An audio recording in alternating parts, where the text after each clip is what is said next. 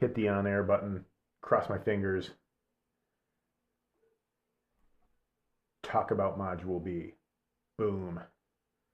I think I have effectively YouTubed today, at least once. All right, so we'll talk about pen testing phases, teams and tools, and how to communicate during an engagement, which can actually be kind of hairy, because you should not only be talking with your fellow pen testers, you also probably should be talking with the IT organization you are pen testing. So a good rule of thumb there. No matter whose framework you are looking at, it's going to go something like this. It is going to have, and there's a bunch of frameworks out there that you can do this with. You probably should check out like MITRE real quick, and there's the NIST 800 series documents and all that kind of stuff. The MITRE attack framework is kind of designed to outline how bad guys go about doing it. We'll look at this a little more, and then the Lockheed Martin has one that they've done. If you've never been and checked this out before, the attack.mitre.org has broken it down into a bunch of different phases. But at its simplest, we figure out what we're going to do. We learn about the network. So either if we're talking about a white box test, we review the documentation that the target organization sends over, or we start doing OSINT and recon to figure out what's going on with them. Then somewhere between discovery and attack, we're enumerating systems, we are figuring out what's available online for systems, all that good fun stuff. And then we execute the attack, figure out what we can get into, and then report back out and say, this is how we did it. I would be super nervous if I was responsible for the security of an organization and I paid for a pen test and they came back and didn't find something. I know how that might make you feel like you're great, but I'd be a little nervous. A decent red team probably should be able to get into a even relatively secure network. So, and I've kept using those terms. We should probably define them. The red teams are, this is language we've borrowed, at least this part of it is language we borrowed from military exercises where you would have an attacking team and a defending team as a red team and a blue team. And we have other options when being attacked. There might be a double-blind pen test, which is different than what we mean when we say double-blind in real science. In like a real scientific endeavor, that would mean that both the testers and the testees didn't know what's going on. But unfortunately, the red team has to know what's up. So in a double-blind test, though, what we're trying to say is that they will not know when it's going to happen. The CIO will say to the CISO, okay, we're going to need a pen test this year. And the CISO will say, okay, we're going to do it double blind. We won't tell them when it's going to happen, which takes away which you still might want to put parameters around that. You still might want to say, okay, we're only, if you're a hospital, this is hard to do, but if you're a 9-to-5 type of, if you're, what is the name of the paper company in the office? Dunder Mifflin? Dunder Mifflin? Yeah, Dunder Mifflin. So if you're Dunder Mifflin, it's probably perfectly fine for the pen test to happen Saturday at 9 in the morning, right? You don't have people in the office. So you might define that much, but the IT team won't know it's coming. And then you might pay for targeted tests where it's a little more specific. Purple team, I don't think this one was borrowed from the military, but if somebody out there with military experience wants to correct me, I never heard this when I was in ROTC. But a purple team is when you blend those two teams together, and it's sort of less adversarial. So if you're a big organization that has a bunch of IT folks working together, it's not just like the red team guys always own the blue team guys. Ha ha ha, I win, you lose. And that's tends to be where we're headed in terms of IT security teams. There's going to be people in there who have some red team skills who are constantly in there working. So I like that they call out the bargain rate pen test, which is basically when you take a vulnerability scan and you find some vulns and you try to exploit them and you cross your fingers and you hope that works. These generally focus on compliance, general best practices, but they're not going to be very drilled down for your network. And I like to say, like, this is, you've heard of Moore's Law, right? Processing speed doubles every once in a while. I like to call this HD Moore's Law. HD Moore is the guy who writes Metasploit. And if, like, you can not survive being attacked with Metasploit, you have work to do. Your organization should be able to stand up to like all of the known vulnerabilities that are in there. You should be on top of patching your systems. Like you should be that tall if you want to ride the ride. You should be, you should have an inventory of the systems on your network. You should have the security and the software on your network inventoried. You should be doing vulnerability assessments yourself, doing vuln scans with permissions, all that good stuff. Like that is the like baseline you should be aspiring to as any organization that has to worry about that. Red team exercises are kind of a step up from that. So once you are tall enough to ride the ride, and the guys who come in with a copy of Metasploit and a checklist of things they're going to do, you can start working towards like red team exercises where they will have testers who may be able to at the very least test your web apps, maybe in a position to exploit zero-day vulnerabilities, or maybe even have a stable of zero-day vulnerabilities. That's kind of high-level red teaming. If you're a big business, you might have your own on-staff red team who go through and are constantly evaluating systems. And that's sort of the security posture of an organization that needs to think very, very seriously about security. So, but organizations like banks, organizations like military organizations, labs that have our nuclear secrets on them, all of which are examples of organizations that got owned by the SolarWinds attacks. But it's a thing. These organizations need to be thinking very seriously about security.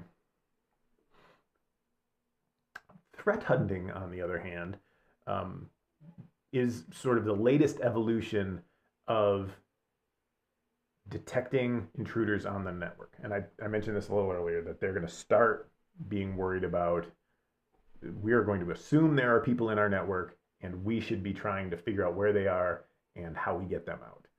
So the idea here is that by starting with that assumption, you will be able to get them out of your network before they can cause any real mischief. So we will find out what's going on before they can, burrow into our network, put persistence software on systems. And it's a different thing than penetration testing.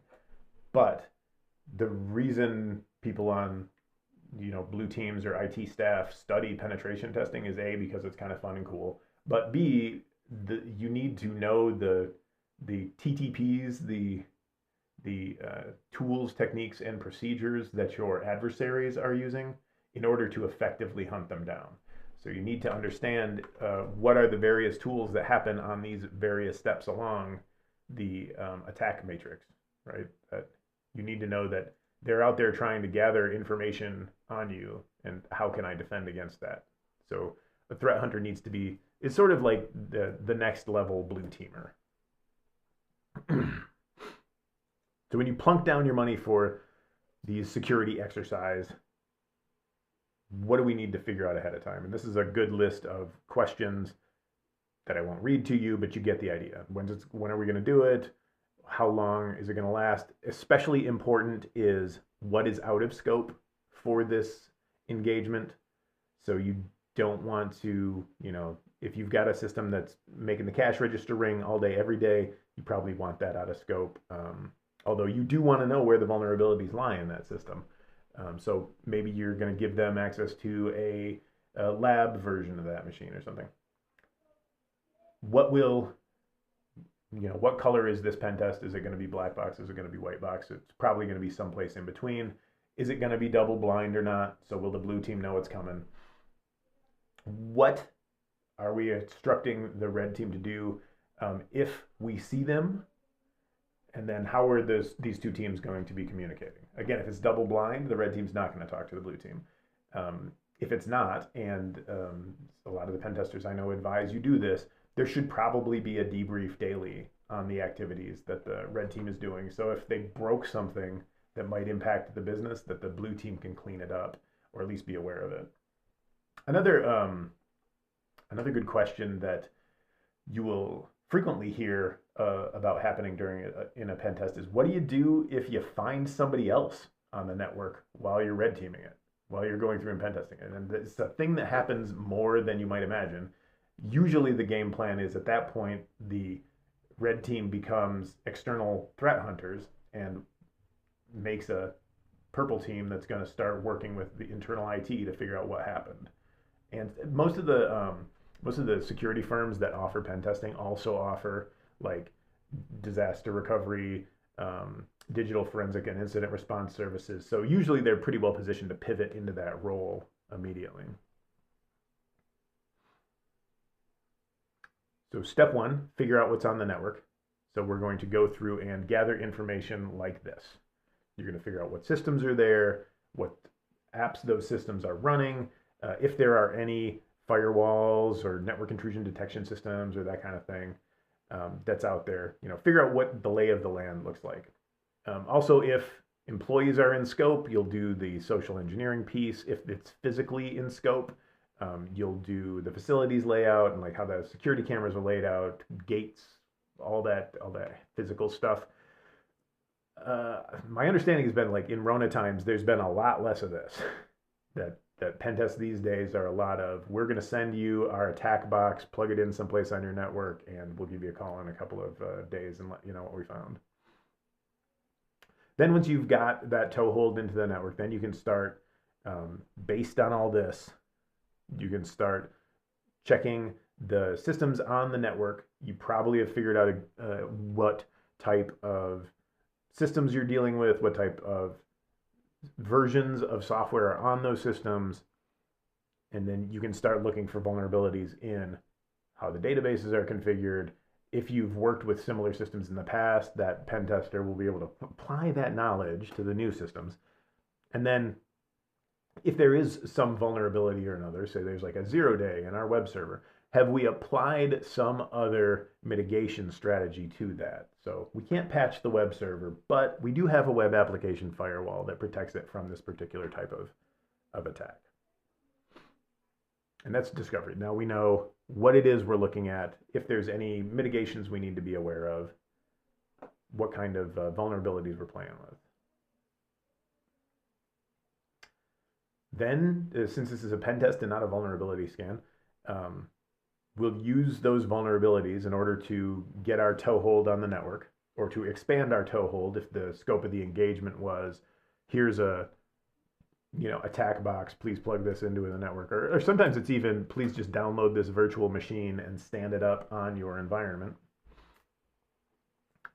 Step one is usually persistence. So make sure that we have a way back into this network. And actually, this is like one of those skills that a good network administrator has. If you have a network you're supposed to be responsible for, you probably have a way to get to it so you can take care of it from home or from vacation or whatever.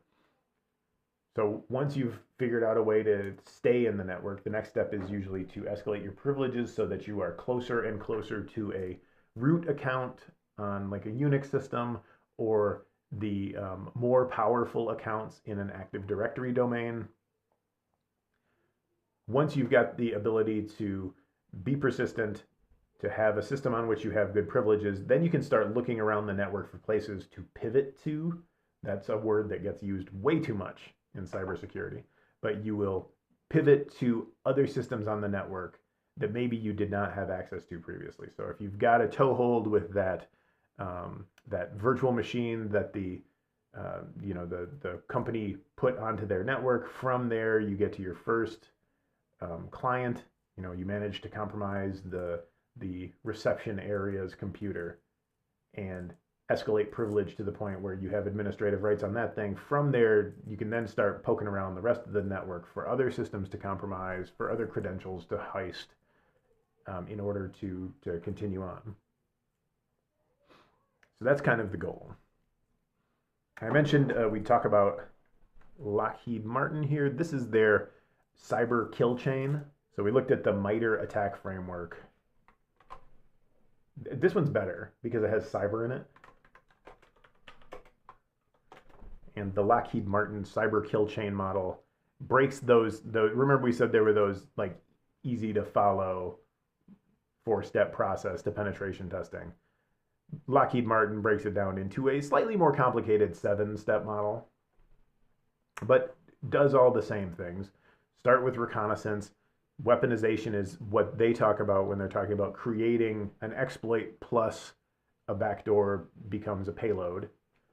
The next step would be to deliver that, however it is you deliver that, making it run, which is the exploitation piece, and then installing stuff to establish persistence. So you put your malware on the asset, then having that installed malware call back to whatever your command and control infrastructure looks like.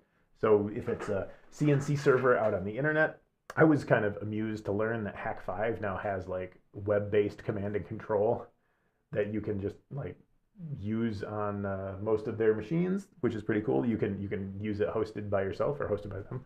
I bet you if it's hosted by Hack5, like that's going to be in an indicator of compromise list somewhere. And then finally, our access on objectives, which in the case of a pen test is like, okay, we verified that we can get in here. We can do stuff on that computer as if we were root. We're going to document that and we're going to move on. If that was a real adversary, a bad guy from the Russian mob or the Chinese intelligence service or whatever, that's when they're going to get up to no good. And they're going to have additional steps that they're going to take beyond that, including like exfiltrating your data, impacting your network. They might want to, you know, if they're a ransomware crew, they might want to go through and encrypt all of your stuff, deny service to things, break firmware. There's a big list of the stuff that would go on after that in the attack framework from MITRE. So 2 different ways to look at kind of the same process we're talking about. But essentially, it's do some research, prepare to do your exploitation, actually do the exploitation, wash, rinse, and repeat, and then go and report out if you're, you know, a paid penetration testing crew. So far, so good? All right. I'll just talk about the tools available for this job. There's a bunch of different steps that are in here, and there are a bunch of different tools that correspond to those.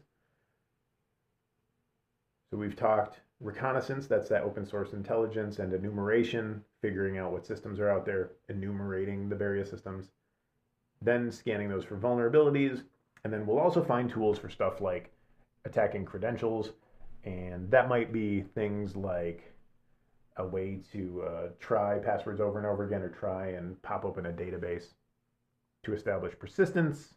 To evade detection is always a biggie. And then sort of on the threat hunting side, but these are, again, the blue team and red team skills are complementary. So blue teamers will be generally very good at digital forensics.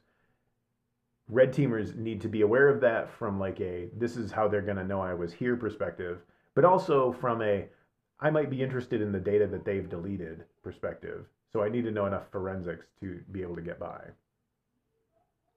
And then tools to test for compliance is a thing, things to make sure our software is what's going on.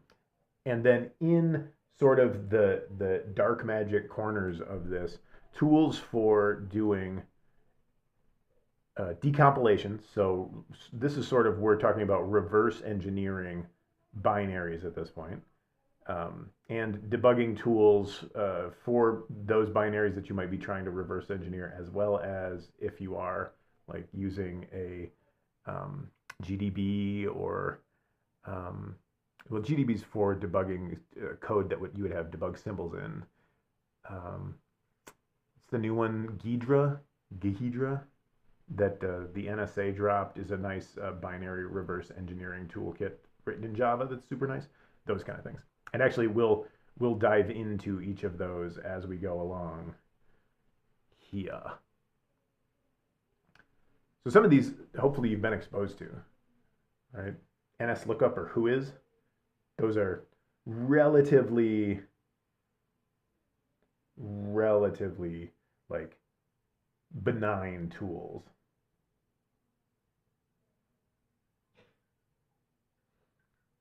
FOCA might be a new one. Those are public resource gathering tools. The Harvester is another credential harvester. Shodan and Census. Maltego and Recon NGs. All of those are available as part of your Metasploit setup. When you're enumerating, you might want to learn how to do network traffic. Really, I don't think there is a better tool for like learning networking than Wireshark, since it breaks apart network traffic into like the 7 layers of the OSI model for you. And there's a bunch of other network enumeration like stuff. These are for cracking Wi-Fi. Nmap is probably the tool to use, but Angry IP Scanner exists and is out there.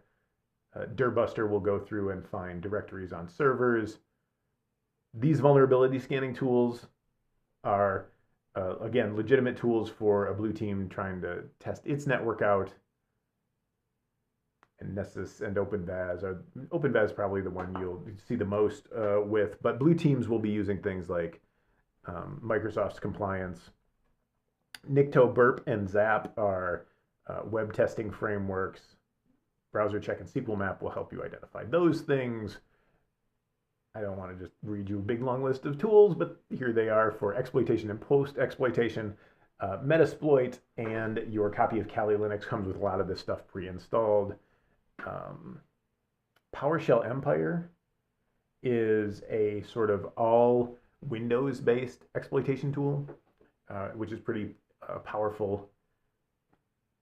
Again, SSH is a like everyday use system administration tool that's super handy in these kind of things. The various flavors of Netcat. You guys ever seen Netcat before? It's like the Swiss Army knife of I think that's actually their motto, the Swiss Army knife of network administration. It basically allows you to cat to and from networks, which is pretty powerful. Set and Beef. Hack and Dave makes the social engineering toolkit, again included with your copy of Kali Linux. Can do things like duplicate a website so that you can trick people into logging into like your fake version of Facebook or your fake version of their email client to harvest their credentials.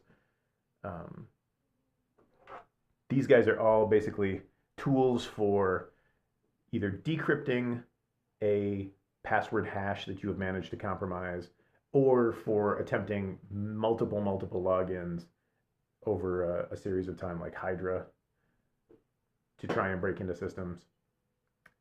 Mimikatz was cool because it would pull known passwords right out of the RAM of a system. And depending on where you are back and forth between Microsoft trying to defend against it, that may or may not be working at this very instant. And then there's a bunch of testing tools. I mentioned GDB, used alongside of IDA. Kind of one of the more popular ways to debug a binary, to reverse engineer a binary. Microsoft Sage, actually, some of our friends here in town helped work on. But fuzzers are just tools that throw a bunch of random data, or sometimes not random and kind of specific data in varying amounts at an application to see if it'll break. And then things like programming tools sometimes can also be useful for doing dynamic analysis of an application. So that is going to require a very like programmer focused approach to penetration testing to be successful with those.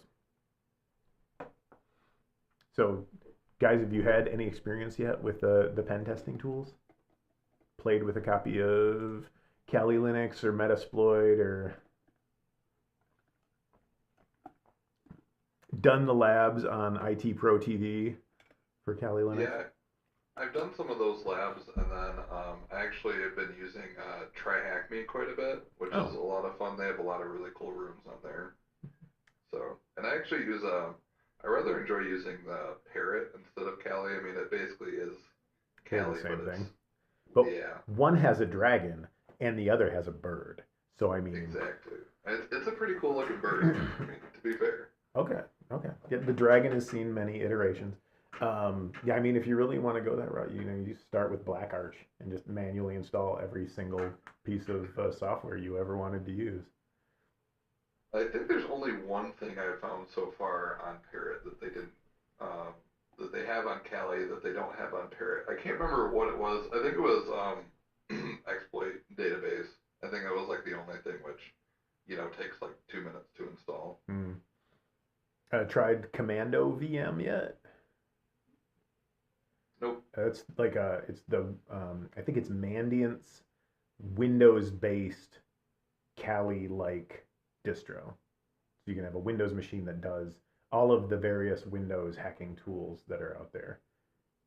Okay. And since like Windows gets short shrift in the world of hacking because everybody's like either they're a Mac user because they don't really care about computing, or I kid the Mac users, or they're a Linux user because they're so elite they use it all the time. But since most of the networks you're eventually going to be pen testing um, are Windows networks, you probably want to be good with Windows.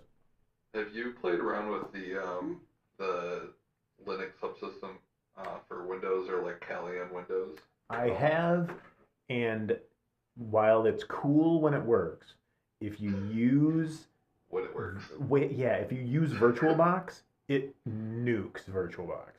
So Really? yeah, um, Oh boy. so it did when I tried it maybe 3 weeks ago. So I tried it. I've had it on previous systems, but I also that U of M stuff. Their curriculum's all based on VirtualBox. So I have to have VirtualBox so I can demo to the students what it is we're doing, and it tore up all the Windows VirtualBox VMs. They would load and just sit there loading and loading and loading. So it was a problem. So I had to pull it out last time I used it. But I have had it work in the past, and it is cool to be able to use VI on Windows and to have a terminal. Actually, the new Windows terminal tool is pretty sweet. Um, and then like you can have a Linux terminal right inside of there when you've got that running. So Oh yeah. so I am a big fan, but not right yet. When either VirtualBox or Microsoft figures out what part of using the it was WSL2 was the last one I tried, and that really screwed things up. Yeah, I tried installing it and using it, and I think like I could do some like really basic stuff, but so many of the tools were just like broken and just wouldn't work, or dependencies weren't there, or something. I don't even know. I messed around with it for a couple hours and was like, this isn't even worth it. I could have had a VM up and running no problem by now. Yeah, for sure. It like I have seen it do neat things, but um, the I tried it when it was WSL1, and basically the whole network stack was broken. And for me, like network penetration testing is kind of the thing I'm most comfortable with, at least. And none of that was there. And I was like, well, that's nice. It's cute that I can like make cow say cat files, but and then the whole arrangement of the file system was janky. That was kind of a hassle to deal with too. But all right, you guys ready? Let us move on. Let's talk about communicating during engagements. And I mentioned that it's like some organizations, I think it's a good idea during a pen test if you can do it to have, if you're not doing like double blind and sneaking up on people, to have like a regularly scheduled call where you at least talk about anything that might have gone wrong. Oftentimes, like IT departments will try and blame the pen test for whatever is going wrong in the real environment. So that can be a problem. But it is nice to make sure that you can, if there is a problem and the IT team is getting salty about it, that you can go through and you can de-escalate and you can make them, hey, you guys are doing a great job. We're just finding some nitpicky little things. Don't worry too much, and you can deconflict anything so that we can realize that ultimately everybody is really on the same team and we're trying to improve the organization's security posture and yada yada yada. It also lets IT management decide if we need to refocus where the red team's focus or the pen testing team's focus is right now, which is useful. And then it is always important to have situational awareness, starting from the physical in your life. Like when you're walking around, you probably should have your head on a swivel so that you're not walking into people. But specifically on your network, you should be aware of what's going on your network. You should be aware of the situation. So most like network operation centers have a handoff meeting in the morning, especially the big 24/7 ones where the third shift is briefing the first shift on what went down over the evening, what things need to be aware of, what network links are having trouble, or what suspicious activity has been detected during the evening, that kind of thing. But we need to be mindful of our communication. I was actually kind of delighted that we decided to make this one of the focuses of the Pen Test Plus. So what is going to trigger when we communicate with one another? If there are milestones in the process, like I think a weekly or daily stand-up is a good idea for teams working together. But you might have like once we move from one phase to the next, once we've completed reconnaissance and are going to begin whatever. Sometimes, and this is what we were talking about with an unexpected event, like coming across other attackers on the network, would definitely be okay, time to stop playing and we need to talk to the boss and say, hey, look, we just found Cozy Bear nestled up on your server here. We probably should do something about it. Or something that is like such a big deal that it could compromise the business with a single stroke. Like a third-party pen testing firm's in a weird position then, because if you find, what was the no-touch Microsoft Active Directory vulnerability from a couple of weeks ago? It was called, it's slipping my mind. It was a Active Directory vulnerability that didn't require a password in order to use the Active Directory, or in order to reset the password to nothing of the root user of an Active Directory. If you come across that during a pen test, like, it is important to stop, say, guys, you need to fix this now.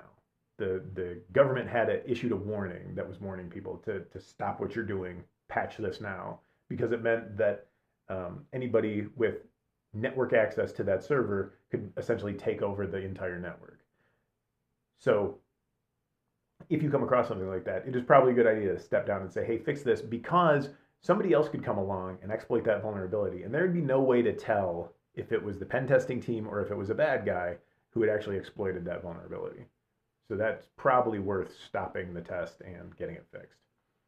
And that's that. If your pen testing team's coming across a bunch of indicator of compromise, hang up the phone, call the IT management and say, hey, you got problems. We should fix them. All right. You want to wrap this one up with another quiz? Sure. Let's do it. All right. We're conducting a pen test. We've exploited an application flaw to get temporary access on a proxy server.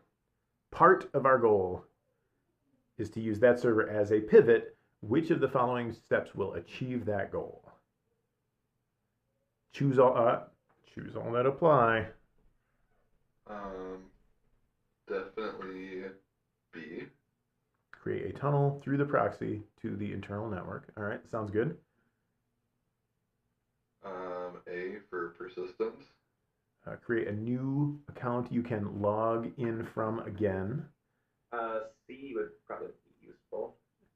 Establishing administrative credentials.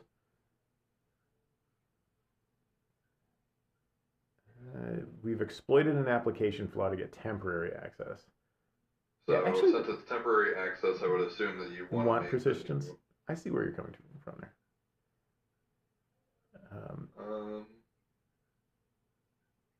Although if the application flaw doesn't go away, we'll always be able to use it to get back in. And I guess this is true, and it is but specifically asking us steps to directly achieve the goal. Okay. So I would highlight the directly part. Well, I guess if it's directly, definitely still B, and then I would say C, like Tyler said. All right. If we pivot, we're going to need to know where we pivot to. So D then. Right. That's a good point. Yep. That's the answers they were looking for there. Okay. All right, penetration testing process. Once a third-party pen test begins, your job is to secure the network and stop the attack before the pen testers win. What team are you on?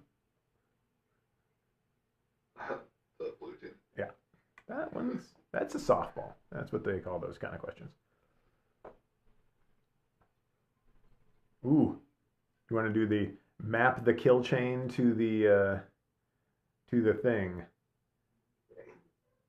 Discover code injection vulnerability on a web server.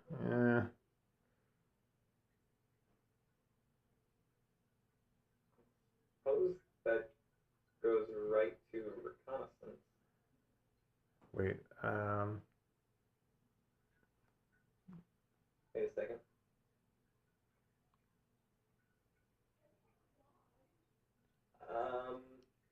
Yeah, I would say that goes with reconnaissance. All right. I'm just looking at it. Are they all straight across? Weaponization. Yeah. I was gonna say this is looking like. I was going down the next one. Each one, it's like, oh, here they are in the wrong order. Oh, you put it in the wrong one. Oops. Wonderful. Yeah. All right, that one's pretty good. How about your team is? Oh, so like you okay? Did you memorize all those tools we whipped through earlier? No. Oh yeah, man, photographic memory. All right. Go back through and review those ones later. That's not a fair question. There's a 50-50 chance that they put them in just right across the line, right? That it was the same that way as well. So who knows? Fair. All right. You found a hard disk thrown away by an employee of a targeted organization. It seems to have been quickly wiped, but might have hidden files with credentials. You want to try extracting deleted data from the disk. Your team organizes software to use the case. What tools would you look for first? What kind of forensics? Yeah, and it invites you to take the forensics class where you'll do exactly that. On your last penetration, your client's last pen test was a disaster. Oh, great. With several disruptions, you've been asked to make sure there's always a clear communication for deconfliction. Which event of the last test should you look at in order to determine what went wrong? Fragile production systems encountered service outages. A tester on premises was discovered mistaken for a real intruder and arrested. Seems like a biggie. Tester was on gray box environment. Testers began midway through the exercise. Testers realized that chosen methodology would give it completion. Which event of the last test should you look at in order to determine what went wrong? If I had to pick one, which one would you guys pick? I'm going to go with A because service outages and serious disruptions seems to line up. Mm-hmm. Mm-hmm. I mean, they're all pretty bad instances, but... Yeah, I would go with that too, although B definitely reminds me of those guys that got arrested at the courthouse last year. Right. Well, and I would focus on this part. So, like, when there's a sentence there. Yeah, because it says the blue team did not communicate the fact to the red team, so that's definitely going along the lines of the question there. Yeah. So B definitely reminds me of, like, a pen test horror stories thing I went to at GearCon a few years ago. There's actually a great, I think it was Cyber that did not only the guys who got stuck at the bank, where it was a courthouse, wasn't it?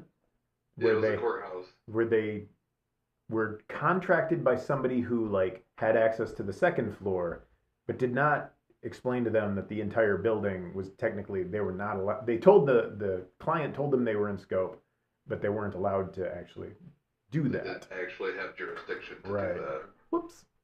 Oh, one of the ones I remember specifically was a guy who he carried around what they referred to as their get out of jail free card, which Yep. was a list of all the contacts in upper management who had okayed the Pen test. procedure, and it was a physical penetration test, and apparently nobody checked to confirm that all those people would be available to receive phone calls during the time of the test, and so a lot of the calls went unanswered, and it was like right as they were being about to be put into the police car before somebody finally answered. That's a bad day that day. Sounds about right. Also, they decided to pick B apparently. Yeah. They thought that like that's what I was trying to harp on with the communication piece. So the A definitely seems to be the right answer though as well. But I could see B as well because it's so if mistaken for a real intruder because right there's a missing communication channel. Right. If the problem is communication, nobody told that, the staff, hey, we're going to be having a penetration test, or even communication by giving them the get out of jail free card. Right, that communication would have come in handy at that point. I'm supposed to be here. Right, I'm supposed to answer this phone call. You guys are actually paying me right now. It is a thing. All right, so that's all we're going to cover for today. We'll start next time on Module C, where we'll talk about documentation and planning.